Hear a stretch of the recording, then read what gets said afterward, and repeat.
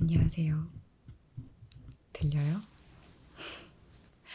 네, 안녕하세요. 이청아입니다. 네, 오늘은 12월 23일, 네, 성탄을 이틀 앞둔 토요일입니다.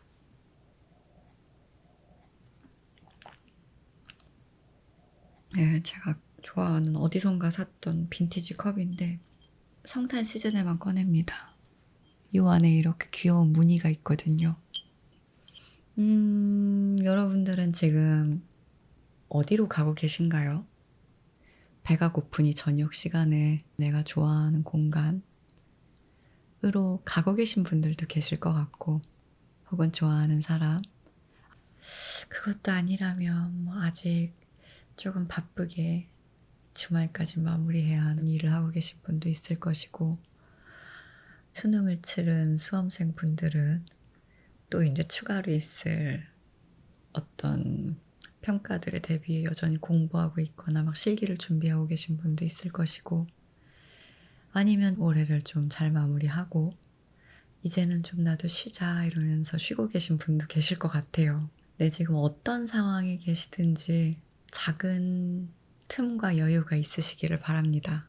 그 과정에 제가 읽어드리는 이 글들이 잠깐 쉬어갈 수 있는 그런 틈이 되기를 바라며 무엇을 한번 읽어볼까요?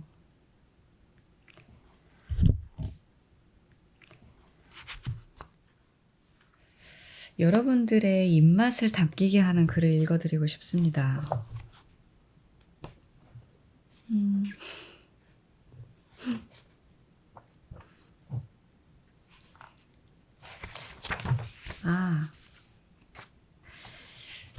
제가 이 책에서 읽으면서 정말 입맛이 당겼던 글이 있는데, 겨울 챕터에 있는 굴과 샤블리라는 글인데요.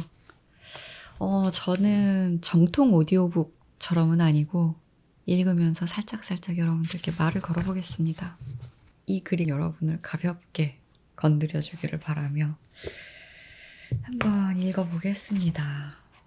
밤은 부드러워 마셔. 의류문화사 한은형. 굴과 샤블리. 한 달 내내 술을 마신 적이 있다. 낮술이었다. 매일 술을 마시려고 했던 것은 아니다. 굴 때문이었다. 어쩌다 굴을 먹었고 술도 마셨는데 내가 한 번도 겪은 적이 없는 놀라움이 있었다. 술이 굴을 보완한다거나 굴이 술을 들이키게 한다거나 그런 게 아니라 술과 굴은 떨어질 수 없는 무엇으로 느껴졌다. 그래서 마실 수밖에 없었다. 당시 나는 파리에서 한 달 동안 지내고 있었는데 집에 돌아가는 날까지 매일 먹었다. 굴과 술을. 저녁은 점심보다 비싸고 저녁에 혼자 굴과 술을 먹는 건 좀 우중충해서 점심으로 먹었다. 그러면 혼자서 낮술을 마시는 건 우중충하지 않느냐고 하실 수 있을 텐데 그때는 그런 생각을 못했다. 다만 내일이 되어 또 하루치의 굴과 술을 먹을 생각에 잠들었다. 아니, 왜 혼자서 낮술을 마시는 게 우중충합니까? 굉장히 샤방하다고 생각해요.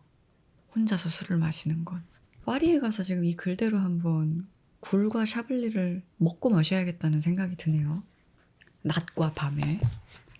더 읽어볼게요. 9월이었다. 야외 테라스에 앉아도 좋고 실내에 앉아도 좋은 때였다. 파리 사람들이 휴양지에서 막 갖고 돌아온 활기에 젖어보고자 테라스에 앉고 싶었지만 웨이터가 실내를 권했다. 실내에 앉아보니 이유를 알 수 있었다. 유난히 높은 천장에 매달린 샹들리에가 그림자와 함께 흔들렸고 그 식당을 다녀간 사람들의 얼굴이 걸린 액자와 퇴적된 시간을 알 수 있는, 지금은 더 이상 생산되지 않는 물건들이 서로의 질서를 존중하며 놓여 있었다. 실내에도 활기가 가득했던 건 물론이고 나는 거기서 매일같이 화이트 와인 반병과 굴 20개를 먹었다. 길을 걷다가 굴 20개에 19.9유로, 라고 쓰여 있는 걸 보고 빨려 들어간 게 시작이었다. 원래는 한 잔만 마시려고 했다. 내게도 예산이라는 게 있고 생각이라는 게 있으니까. 매일 그렇게 술을 마실 수는 없는 노릇이지 않나? 그런데 웨이터가 주문을 받으며 고개를 갸우뚱했다. 그걸로 괜찮겠어? 이렇게 말하고 싶은 것 같았다. 나는 상술과 호의를 구분하는 편이라고 생각하는데 그건 호의였다. 세상 그 무엇보다 나의 직감을 믿기에 그의 말에 따르기로 했다. 와인 반병을 달라고 했다. 정말 잘한 일이었다. 굴 하나를 먹을 때 와인 반잔이 필요했으니까.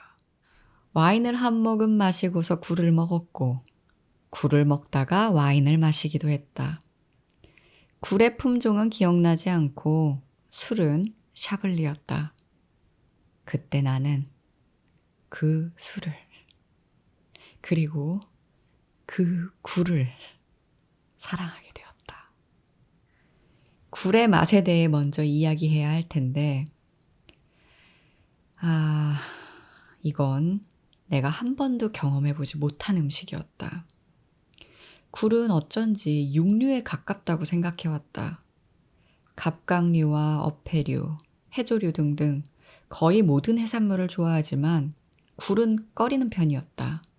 그런데 그 굴은 달랐다. 한국에서 먹던 굴과는 완전히 달랐던 것이다. 이 굴은 육류는 물론 해산물도 아니었고 뭐랄까 광물에 가까웠다. 그렇다. 광물질. 몇천 년 된 심해의 암석을 헤아릴 수도 없이 밀려왔을 파도가 씻어낸 그 시원하고 정결한 돌을 그 돌에 땀을 맛보는 기분이었다. 내게는 지구 과학적 감각이랄지 우주적 상상력이랄지 하는 것들이 부족한데 굴을 먹고 있으면 지구의 시간이 막 떠오르고 파도라는 게 결국 지구의 호흡이나 몸짓 아니겠느냐는 생각까지 들었다. 단지 굴을 먹고 있었을 뿐인데. 굴의 가장 맛있는 부분은 굴을 먹고 나서 드러나는데 껍데기에 고여있는 굴의 즙이다. 맞습니다. 이제 유럽 식당에서 이렇게 생굴을 주문을 하면은 굴에다가 이제 그 비네거랑 이제 약간의 양념을 이제 해서 주시죠. 아니면 이제 옆에 이제 얹어 먹을 수 있게 나오는데 그때 이제 굴 껍질에 있는 그 즙까지 이렇게 다 마셔줘야 됩니다. 정말 맛있죠. 굴 먹고 싶네.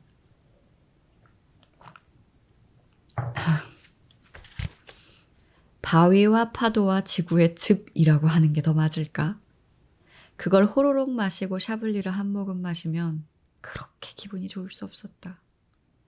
술을 마시면 취해야 하는데 정신이 맑아지는 것 같았고 알코올이 잠식하기 시작했을 오장육부마저 깨끗해지는 느낌이 들었다. 맞다. 술과 굴은 정신에 이바지하는 음식이었다. 내 피를 돌게 하고 살을 채우는 게 아니라 영혼을 들어올리는 음식 말이다. 우리가 땅에 붙어있는 존재라는 물리적 지엄함을 배반하면서 음식을 먹고 그런 기분이 들기는 처음이었다. 그러니 내가 사랑하지 않을 수 있겠는가? 나는 이게 굴의 그 광물적인 맛 때문이라고 생각한다. 또 굴에 착 달라붙던 샤블리 때문이기도 하고. 굴에 샤블리가 왜 이렇게 어울리는지 그때는 몰랐다. 샤블리가 지역 이름이며 그 땅에서 자란 포도로 만든 화이트 와인을 샤블리라고 부른다는 것과 그곳이 고대의 굴 화석으로 뒤덮인 서늘한 땅이라는 것을 굴과 마시는 샤블리가 그렇게나 충일했던 것은 그저 9월의 파리 공기와 내 기분 탓만은 아니었다. 샤블리는 굴을 먹고 자란 술이었다. 샤블리를 마신다는 건 굴을 마시는 것과 마찬가지였다. 광물질의 맛이라는 걸 따로 부르는 용어가 있다는 것도 한참 후에나 알았다. 미네랄리티라고 하는데 샤블리의 맛을 묘사할 때 빠지지 않는 단어도 바로 이 미네랄리티였다. 굴을 먹고 자란 샤블리에 굴을 같이 먹으니 광물질의 맛이, 그러니까 미네랄리티들이 절묘하게 화합했던 것이다. 하루키식으로 표현하자면 트리스탄과 이졸데처럼 화합했다고도 말할 수 있겠다. 좀 더 정확히 얘기하면 하루키는 굴과 위스키를 두고 이런 표현을 했지만 말이다. 스코틀랜드와 아일랜드를 돌며 쓴 무라카미 하루키의 위스키 성지 여행이라는 책에 그 표현이 나온다. 그가 스코틀랜드 아일레이 섬에 갔을 때 한 지역 주민이 이렇게 권한다. 굴에다가 싱글 몰트 위스키를 끼얹어 먹으라고. 아일레이 섬 사람들이 굴과 위스키를 먹는 방식이라며 말이다. 당연히 맛있지 않겠나? 아일레이에서 나는 굴에 아일레이의 방식대로 아일레이 위스키를 끼얹어 먹고 있으니 말이다. 하루키는 감격하며 저 트리스탄과 이졸데처럼 이라는 헌사를 남겼다. 스코틀랜드에 위스키를 마시러 갔던 사람에게 굴을 꼭 먹으라고 전했던 적이 있다. 좀 비싸겠지만 당신 인생에서 기꺼이 투자할 만한 기회비용이라고 강조하며 말이다. 나처럼 굴을 그다지 좋아하지 않는 사람이었던 그는 스코틀랜드의 굴을 한번 먹고는 매일같이 굴에 싱글 몰트 위스키를 마실 수밖에 없었다는 말을 전해왔다. 겨울의 초입인 요즘 나는 굴을 자주 먹고 있다. 프랑스의 굴도 스코틀랜드의 굴도 아닌 한국 어딘가에서 나는 석화지만 말이다. 프랑스나 영국에서는 여름에도 가을에도 굴을 먹지만 한국에서는 역시 겨울이 되어야 굴을 먹을 수 있는 것이다. 그 굴과 이 굴은 다른 굴이고 그래서 미네랄리티 같은 것은 덜하지만 내게는 상상력이 있으니까 껍데기가 한쪽만 있는 괄호 열고 그러니까 까놓은 괄호 닫고 반각굴 괄호 열고 하프쉘이라고 하더군요. 괄호 닫고 에 레몬을 짜고 샬롯 소스를 얹고 타바스코를 뿌려서 드라이한 화이트 와인과 먹는다. 그런데 이 글을 쓰고 있자니 꼭 샤블리를 마셔야 할 것 같고 싱글 몰트 위스키도 뿌려줘야 할 것 같다. 굴에는 샤블리 혹은 굴에는 싱글 몰트는 공식을 넘어 주문처럼 느껴지기 때문이다. 아니, 주문이려나? 이 글 진짜 귀엽지 않아요? 저는 근데 지금 알았어요. 여기 이제 프랑스나 영국에서는 여름에도 가을에도 굴을 먹지만 그래서 지금 겨울엔 굴을 못 먹나? 라는 생각을 하고 있어요. 생각해보니까 저도 초여름에 굴을 먹었었던 것 같아요. 가을과. 이걸 녹음하고 나면 검색을 해봐야겠다. 라는 생각을 합니다. 이 겨울 챕터에서 굴과 샤블리라는 글을 읽어드려 보았습니다.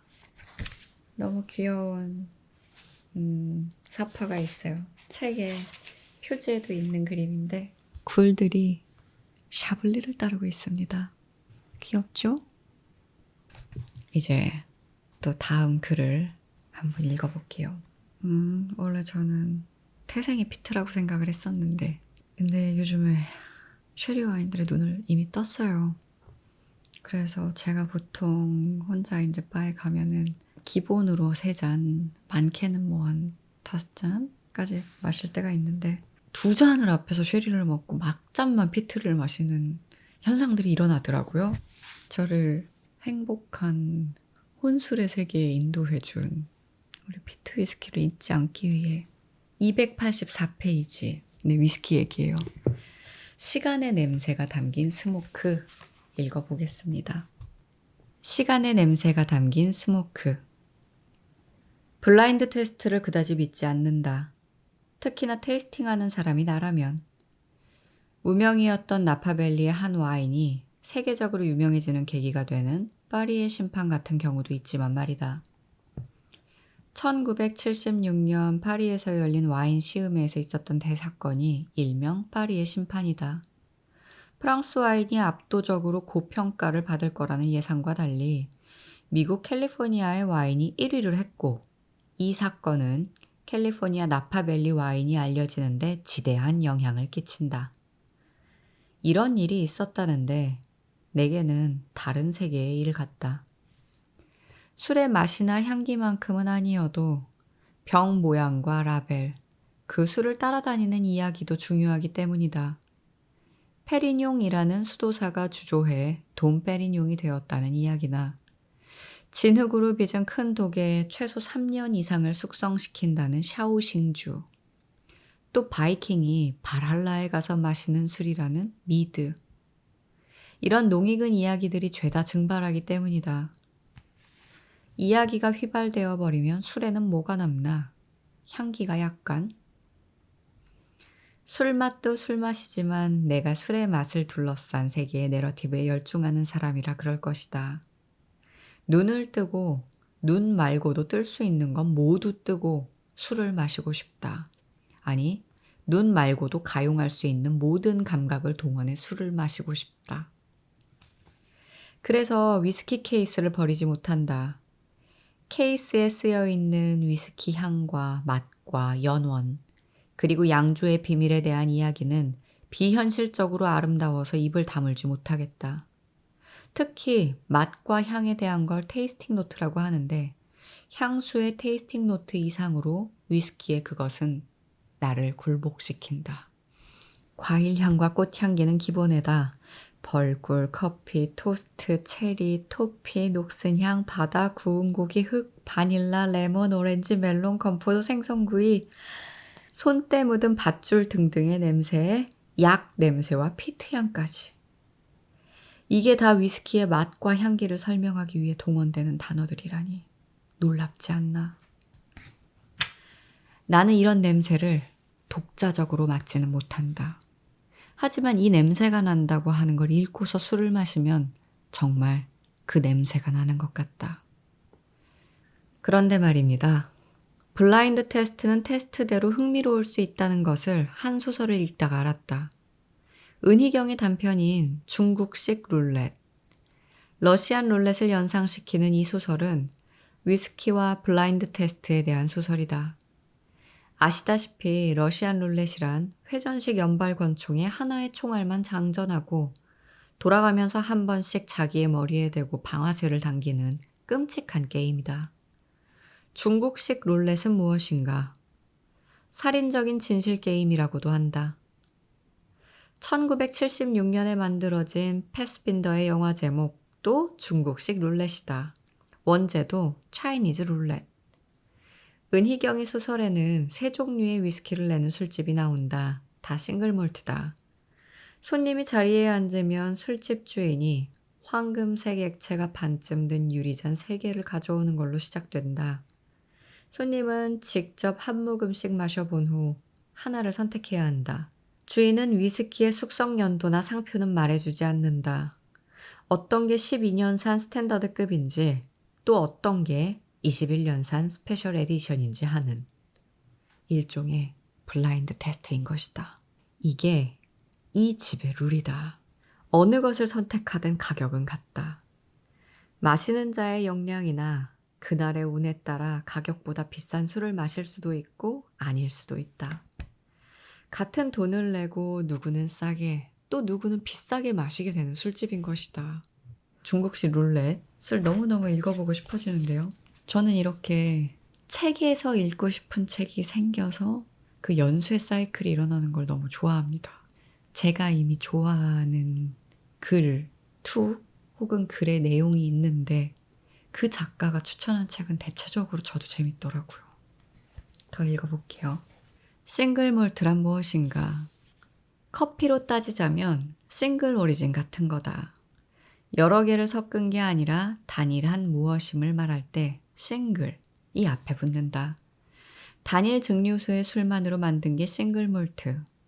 이를테면 블렌디드 위스키는 이런 싱글 몰트를 여러 개 조합해서 만든다. 발렌타인이나 로얄 살룻, 시바스 리갈, 커티삭, 제임슨, 히비키, 크라운 로얄 모두 블렌디드 위스키다.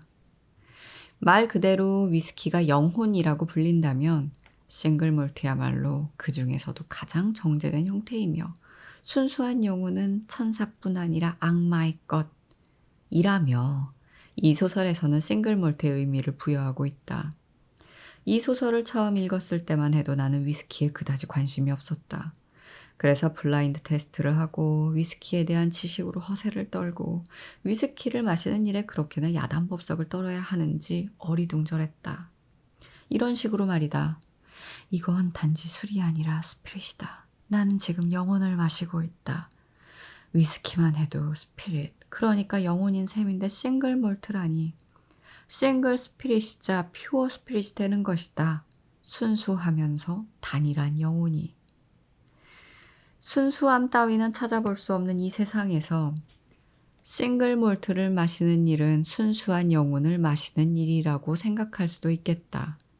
상당히 오버한다면 싱글 몰트를 마신다고 해서 이 저속한 세상에 때가 씻겨 내려가는 것은 아니겠으나 잠시 그런 기분을 느낄 수 있다면 되지 않나? 이게 구원이 아니라면 뭐가 구원일까도 싶다.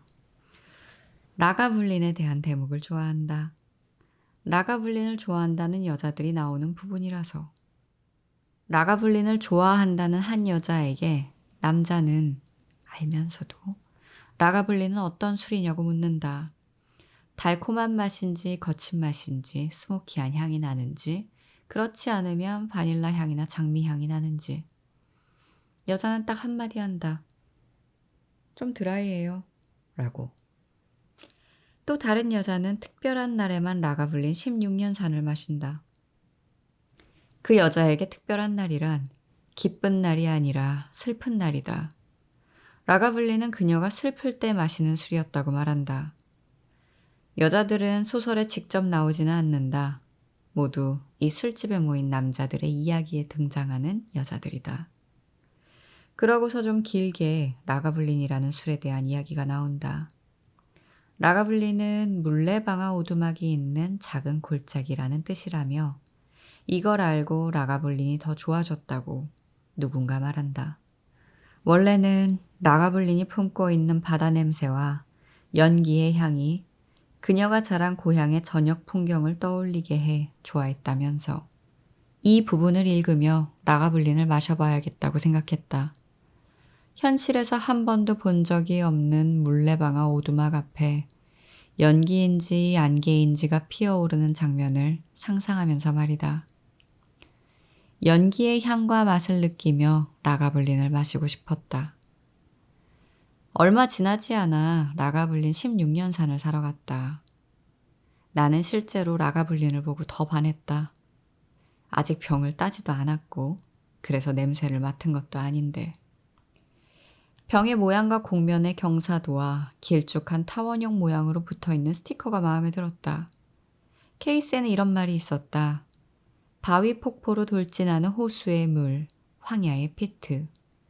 이것들로 만들어 느리게 증류하고 길게 숙성시킨다. 이 모든 것이 그윽하고 스모키한 캐릭터를 만들어낸다고. 소금이 아니라 바다다. 라가블린을 처음 마시고서 나는 이렇게 생각했다. 그저 짠맛이라고 하기에는 더 복잡하고 오묘하고 원시적인 무엇이 밀려왔기 때문이다. 그건 파도였다. 해조류와 바다의 돌과 해변의 모래맛이 나는 듯했고 연기도 실려왔다. 켜켜이 쌓인 시간의 냄새가 담긴 연기가. 이렇게 시간의 냄새가 담긴 스모크를 읽어보았습니다. 이거 읽고 나니까 갑자기 제 술장에 있는 라가블린이 한 잔 마시고 싶어지네요. 내 생활을 톡톡 건드려주는 아니면 나를 움직이게 만드는 글이나 영화, 음악은 항상 반가운 것 같아요. 그래서 이 책을 제가 읽어보고 정말 흔쾌히 저희 채널에서 소개하고 싶었고 여러분들께도 많이 들려드리고 싶었습니다. 어떠셨을까요? 일부러 너무 오디오북처럼 읽지는 않았는데 오늘 책에 관한 컨텐츠는 처음 해봤으니까 여러분들이 들으시고 의견 많이 남겨주세요. 왠지 저는 이 컨텐츠는 여러분들이 화면이 있는 것보다 없을 때가 좀 더 듣는 집중력이 좋아지는 것 같아서 이렇게 만들어 봤는데 다른 의견도 있을 수 있으니 일단 여쭤봅니다. 그냥 화면 없이 정말 30분짜리 긴 오디오북이 있었으면 좋겠어요. 라든지 아니면 화면도 같이 있는 뭐 이런 오디오북이면 좋겠어요. 사실 이런저런 분야의 많은 책들을 읽어드리고 싶은데 그래서 아까는 그런 생각도 했어요. 카메라를 이제 꺼내서 책을 읽을 준비를 하면서 여러분들이 혹시 작가 지망생 분이나 내 글을 사람들한테 들려주고 싶으신 분들이 있으면 그런 글들을 좀 읽어드려 볼까? 네, 그래서 내년에는 오디오로 저를 쓰실 수 있게 네, 그런 컨텐츠를 좀 더 개발을 해보겠습니다. 네, 여러분. 2023년이 얼마 남지 않았습니다. 네, 남은 하루하루, 그리고 오늘 이 하루의 시간, 내 마음에 드는 순간들이 훨씬 많으시기를 바랍니다. 저는 다음 주에 올해 마지막 에피소드로 찾아오겠습니다. 네, 지금까지 이정아였습니다. 기쁜 성탄 되세요. 메리 크리스마스. 안녕.